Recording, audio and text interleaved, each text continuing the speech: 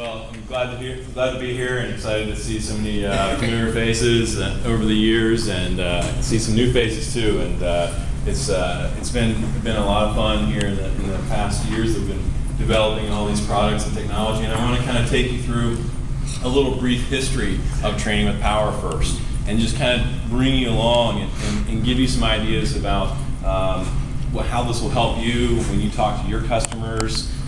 When somebody comes into a bike shop and says, you know, I'm thinking about this power meter thing. Why do I want one of these things? What do I need to do with it? And why is it important to me?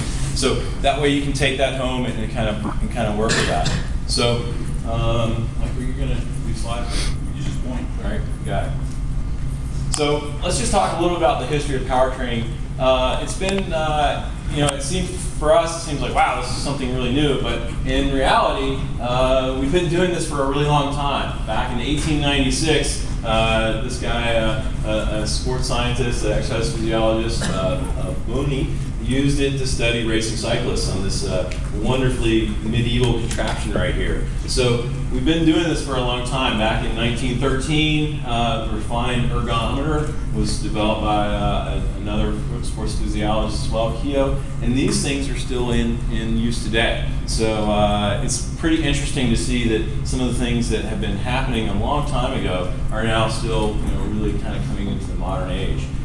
When we kind of move forward here, we jump up to 1987 and we look at the first SRAM that Uli Schroeder built, and kind of have here's some new things that are coming along. The ability to measure this right on the crank on a mobile ergometer is something that was new. Look introduced the Max 1, if you remember, power meter that was in the hub around 1988.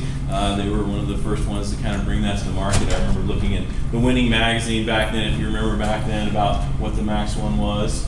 And then when we kind of move forward a little bit, in 1994, USA Cycling was really kind of one of the first national governing bodies of cycling to adopt SRMs and a power meter, and they used them in the stage race with all their athletes, and that was in the Tour de France. So that was a big turning point when we started to really understand some of the demands of power, some of the demands of these hard races, some of the demands as an athlete of what had to be done. PowerTap started up in 1999 as a company called Tune, and Joe Friel wrote a little manual about that. So that was kind of the first part that really gave us some ideas of how do we think of this as a training tool? How do we improve? How do we use this to really become faster on the bicycle? In 2001, we've had our first online discussion forum, which I'm sure maybe you are maybe a member of, and that has been around for a long time and has been a great source of lots of ideas and lots of great thinking. It's not good. In 2002, we also kind of had a seminal event in power training. Was the first the first seminar that was ever done. Dr. Andrew Coggin, the co-author of our book, Dr. Alan Lim, and Dean Golich all presented that seminar in a very small room with about 25 coaches in there. And that really was the first time that coaching coaches for USA Cycling became exposed to some of these concepts.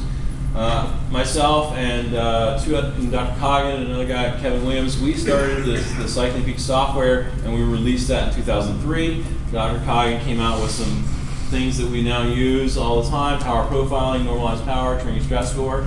And then in 2005, USA Cycling started the first certification for coaches. So now I think we've certified over not quite 500 coaches yet that are now power certified. So a 2-day seminar where they have to go and learn all these concepts, and they have to be an expert level coach to do that. So if you find somebody who's a coach in your local area, if they're power certified, that is a very significant certification. So certainly keep that in mind. Dr. Coggin and I wrote the first book on power training. It was released in 2006. And then since then, power seminars have been held in many countries around the world, in all kinds of different languages, and that has really given us a lot more proliferation throughout the world as well. So, in 2009, I was incredibly blown away and excited to see that Velo News listed the growth and development of training with power as the third most significant story of the decade. The first one, or actually the second significant story, was the internet. So I was like, wow, okay, we're third behind the internet. That's pretty good. But that really kind of lets us know, like, that's a significant thing for cyclists. And as you are out there at your shop all over the country thinking about these things, this is becoming more and more mainstream. All right, so Tour de France winners are using power meters. Next slide. And we've got all kinds of people using these things. Here's some guys you might recognize. One of these guys is in the room here, and using a power meter on their bicycles in some of the hardest mountain stages. Next slide. The winner of the Tour de France, in second place, used their power meter on the hardest mountain stage. That is something that has really, really changed now. It used to be thought of, oh, this is too heavy, or I don't need to see that. But these guys are using them now, and that's really exciting. Next slide. And have been, sprinters, Thor Hochfall, all kinds of people. Next one.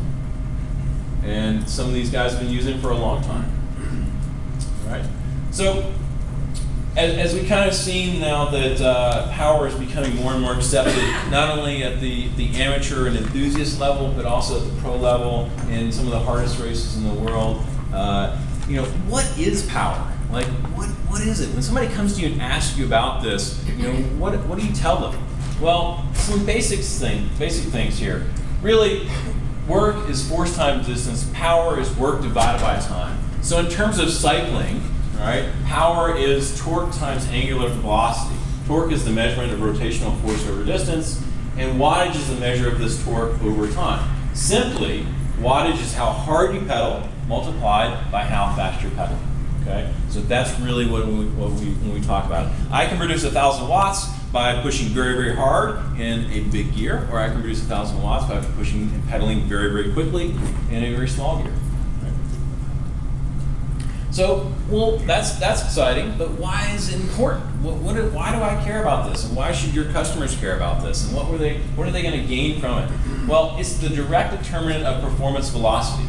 So power is measuring all the sum of all the forces opposing you on the bicycle.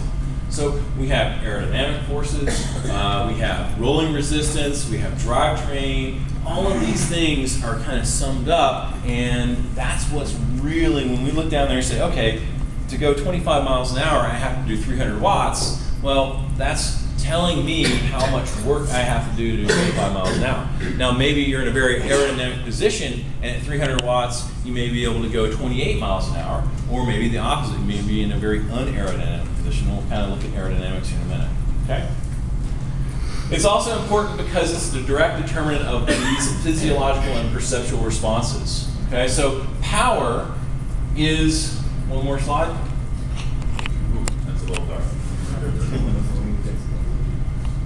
Power here, as power on the x-axis here goes up, as power increases, these things respond. Okay, so we have lactate in the blood, we have your heart rate, we have VO2 max, we have all these things are responses to power.